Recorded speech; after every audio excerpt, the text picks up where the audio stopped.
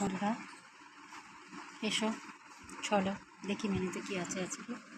তেমন কিছু রান্না করিনি, কারণ দাদাভাই আজকে দুপুরে বাড়িতে আসবে না, আসবে সেই রাতে। তার জন্য আমি দেখো ভাত করেছি, না দুবেলার ভাতই আছে। আর এখানে দেখো কালকে কুমড়ো শাক চচ্চড়ি করেছিলাম বন্ধুরা, খেতে তো ভালো হয়েই ছিল, তো খাওয়া হয়েছে। আর দেখো রয়ে গেছিলো, তো আজকে আমি সেরকম তরকারির জন্য আরোই করিনি।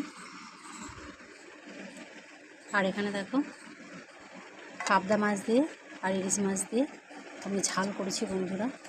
ইলিশ মাছ দিয়ে পাবদা মাছ দিয়ে একসাথে ঝাল করেছি। আর এখানে দেখো আমের চাটনি। তো আজ দুপুরে মেনু এই। তোমাদের ভালো লাগলে অবশ্যই লাইক কমেন্ট করবে, সাথে থাকবে, পাশে থাকবে। টাটা সবাইকে।